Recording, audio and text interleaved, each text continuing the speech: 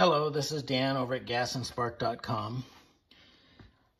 I wanted to do a video showing the performance and drivability issues with an original distributor out of a running driving car, but something that has not been addressed, quite honestly, in 50 years. So as I've talked about in my other videos, I'm frequently on forums or chat rooms, and people are talking about drivability and performance issues out of their muscle car. And overwhelmingly, the author of these posts has already tried and failed at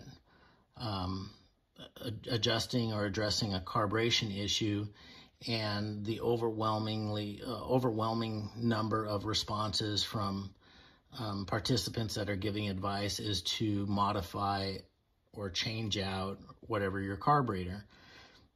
Very few, if anybody, is talking about distributor. So most of my videos to this point have been on the performance issues with distributors and how to get your performance and drivability gains out of them. One of the ways that I wanted to do is, rather than showing you something I've already modified, I want to show you what a distributor in a car is actually doing. So this distributor came out of a running, driving 70 Pontiac GTO equipped with a Ram Air 3 engine and a manual transmission. By all accounts, this is a performance engine, a performance car for its day, and a performance distributor. This is the original distributor to it. It is the casting code on it is 1112024. That's the casting number for the housing. The date code on it is 1969, so it's an early 70 housing.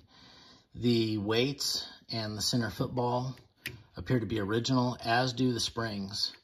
Now, I haven't been with this car since it was born, but I've taken plenty of original distributors apart.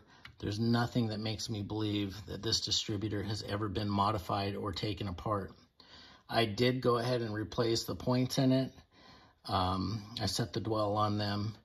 And we're going to get a baseline on this distributor today to show at what point the curve starts coming in off of idle. We're going to show how much mechanical advance we have in at 2800 RPM. And we're going to focus on 2800 RPM because for most GM performance street-driven vehicles, you want to have all of your mechanical advance in by 2800 RPM. And then we're going to see at what RPM we get all of our advance in, and all of our advance is going to happen when these weights spring all the way out, and we're going to see at what RPM that happens. Now, again, for most performance GM vehicles, we want to see all of that by 2800 RPM. My next step with this distributor is I'm going to completely disassemble it, thoroughly clean it, lubricate it, and put it back together using all of the components that we see here today. We're going to put it back on the machine. We're going to see if and how that affects the numbers that we find today, the curve that we find in it, how quickly it comes on. And then thirdly, what I want to do with it is I'm going to remove the points, and I'm going to add or put into it a electronic triggering system. So I'm going to use a electronic system from M&H Electronics. And the reason I'm going to do that is frequently on forums or what have you, a lot of the advice given is that if you have a distributor issue, you should just put in electronic ignition. And for some reason, people believe that by adding electronic ignition, you're somehow affecting the springs, the weights, and the center football. I'm going to put that in there, and I'm going to show you that it does not affect it whatsoever. So let's go ahead and get this started. Today I'm going to be using the blue scale on the distributor machine here. And that goes, I like to speak in terms of engine or crank RPM, and that goes from the first number here is 2,000 to 12,000, but there's some graduations where I can tell if it's lower. So again, I'm going to focus on when do we start getting mechanical advance off of idle, how much mechanical advance do we have at 2800 RPM, and at what RPM do we have all of the mechanical advance in. So let's go ahead and start it up. We are on this scale. Let me get this zeroed out here.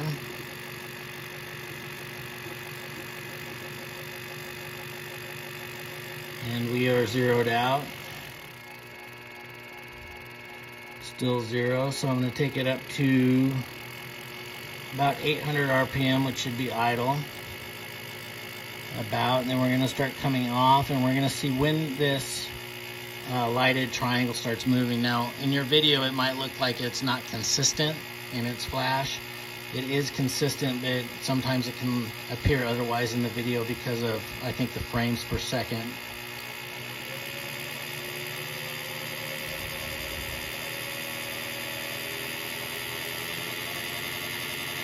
Right there, I have about 2 degrees of mechanical advance, and up here we are at about 1400 engine RPM.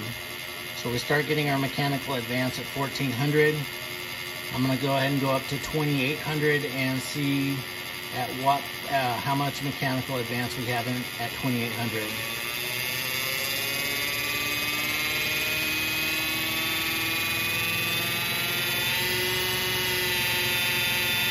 (2800 RPM), and it looks like we have 12 degrees of mechanical advance. Each of the large lines is 10 degrees. The small lines represent 2 degrees in crank advance. So 2800 RPM, 12 degrees mechanical. Let's see at what point we have all of the mechanical advance out. Typically, this is where we would want to have all the mechanical advance out, but we're going to see what this distributor has left.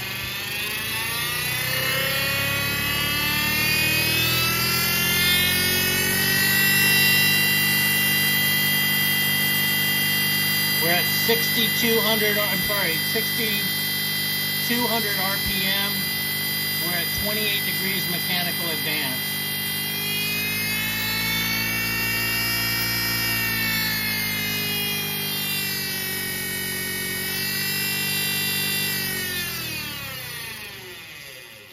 I know that got really loud for you guys, but about 6,200 RPM, and we had 28 degrees of mechanical advance. Now again, on a performance-driven street car, you want to have all of that advance in by 2800 RPM. So this distributor, it's no wonder that we were having lack of responsiveness, loss of power, or low power. You know, many of the things that people complain about in their drivability and performance issues. And lastly, what I want to do is go ahead and see how much how much advance our vacuum can is pulling in. And we'll do that by just starting it up real quick.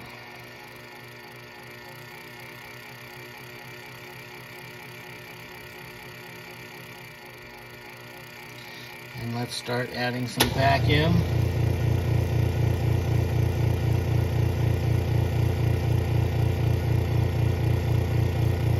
And watch that arrow there. Not really concerned at what numbers it comes in or not. 20 degrees of mechanical advance.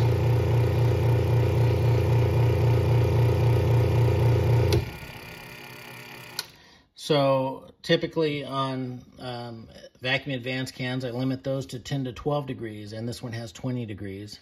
So again, it's no wonder why this original distributor out of a performance car is netting horrible drivability and performance. So like I stated before, I'm going to go ahead and disassemble this distributor, completely thoroughly clean it, lubricate it, put it back on the machine, and see if and how that changes these numbers that we just looked at.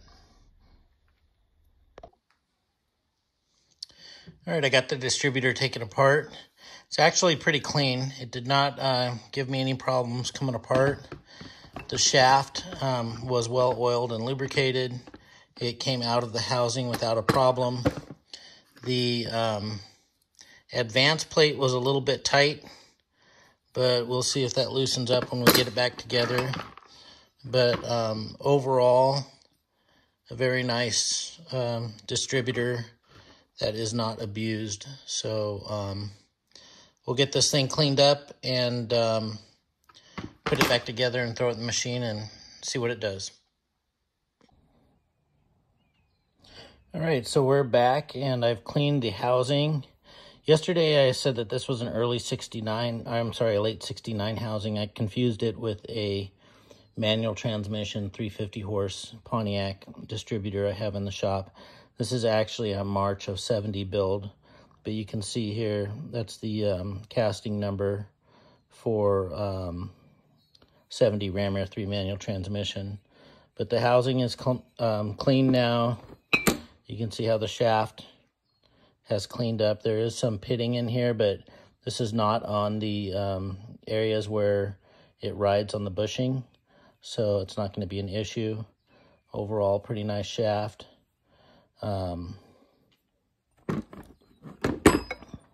So I will put this back together and I will put it into the distributor machine and we will see what it does. Okay, we're back. I've got the distributor reassembled. It was completely cleaned, lubricated, and put back together using only the components that were in it yesterday, including the same set of points. I went ahead and set the dwell on the points, and we'll get ready and turn the machine on and start checking the advance curve, see if just cleaning and lubricating it affected that. I'm going to go ahead and reposition the camera so that you can see the tachometer as well as the distributor machine.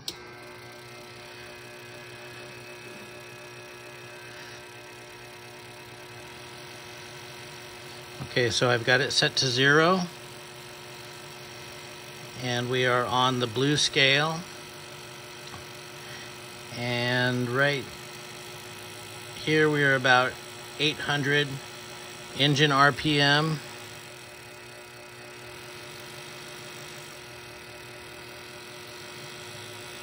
And let's check and see when we come off of 0.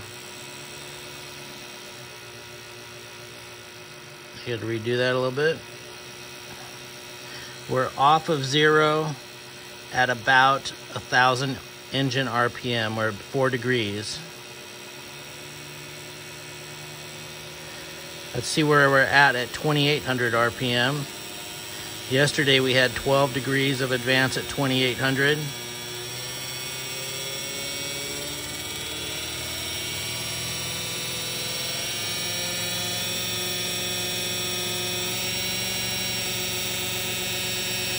So here we have 16 degrees at 2,800. I'm sorry. 10, 12, 14. Correct. 16 degrees at 2,800. Let's go and see at what point we get our all-in advance.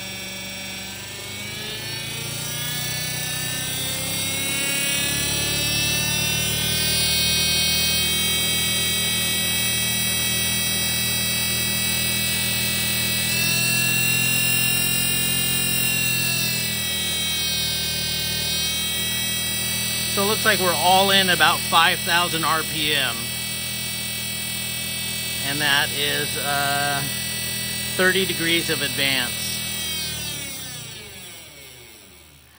So by just cleaning the distributor, we affected the advance curve. However, this distributor, although being a factory high-performance distributor, is not giving the ideal curve that we need for today's performance vehicles. Yesterday, it was 1,400 RPM, I believe, when we came off of idle and started getting some advance. Today it was lower. And then yesterday we had 12 degrees of advance at 2,800 RPM, and today we had 16. And yesterday we had all of our advance in at 6,200 RPM, and today all of our advance is in at 5,000 RPM. Again, it's an improvement, but it's not ideal. What I wanted, one thing I should mention on this distributor is that there's a lockout. Let me turn the camera back. There is a, underneath the football here, there's a slot. And these distributors from the factory, in fact, let me see if I can expose it here. these distributors right here, you can see a little bit of the slot right in here. And these distributors from the factory had a bushing in there. That's one of the ways of limiting the advance. And this distributor, like many original distributors, that bushing is missing.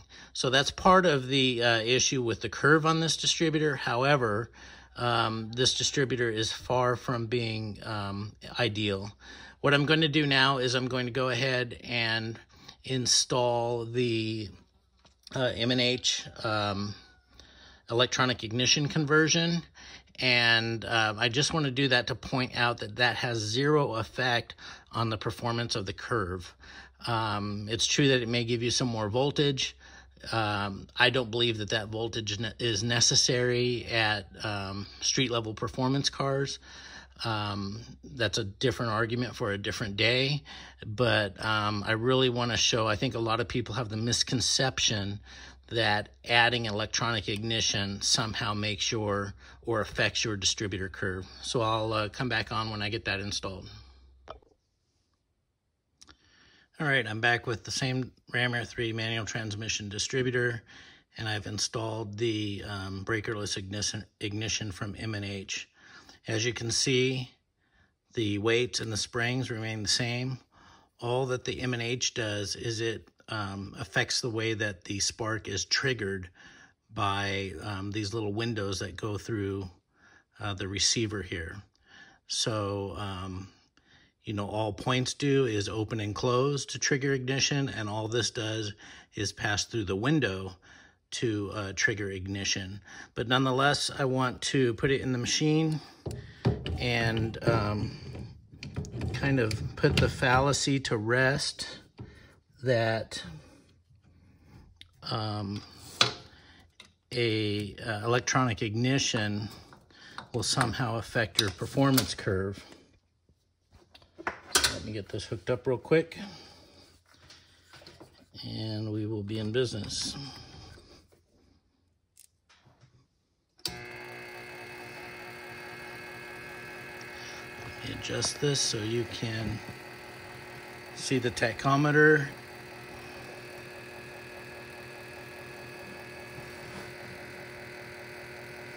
So we've got it zeroed out.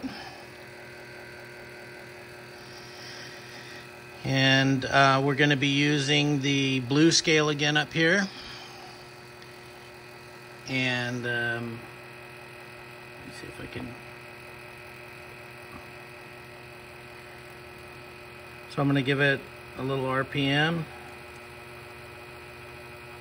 Right here we're about 800 RPM on the crank. And as you can see, we're still zeroed out over here. Back it off a little bit. It looks like it is moving just a hair before 800. So we're at 600 there, we're at 0. We get just a hair of movement before 800. I probably didn't pick that up last time. It's probably about 1 degree. Let's go ahead and see when it starts really moving off of 0. There we go. Less than 1,000 RPM. We're off of 0, which is pretty much where we were with the points in it. Let's see where we're at 2,800. And again, we choose 2,800 because this is where you want your all-in advance to be at. And at 2,800, we are at 10, 12, 14, 16 degrees. Exactly the same location that we were with the points. And now let's see where we get our all-in advance at, which should be 5,000 with this cleaned up and lubricated distributor.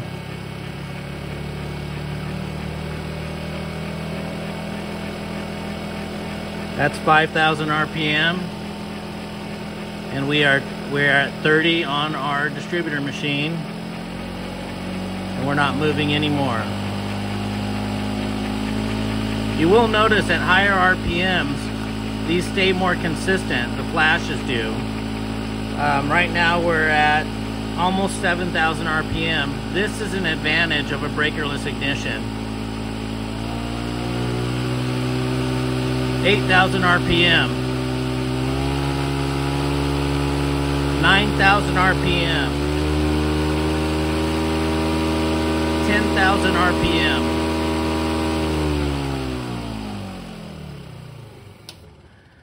So one thing that you notice from a breakerless ignition or Pertronics or whatever else is you have that consistent spark at higher RPM. Now that's really not a factor at the RPM that we're driving these cars at, you know, which I would assume most people are going to stay under 6,000. Probably most people are rarely going over 5,000. Once you get above 6,000 RPM in points distributors, the spring on the points right here, it cannot keep up. And that's where you start getting that float. And that is an issue. So, you know, if you're running your, you know, Ram RAIII convertible Judge to 10,000 RPM, then this breakerless system will really benefit you. I'm just joking. But I like the breakerless systems. I'm not saying anything bad about them. And this is not an indictment of M&H's system. I like M&H better than Pertronics. I like it because it has a single wire lead. It looks just like the factory distributor coming out of on your car. I like the fact that you don't have to change points. Changing points to me isn't a big deal. I know it is for a lot of people, but you get a consistent spark out of breakerless.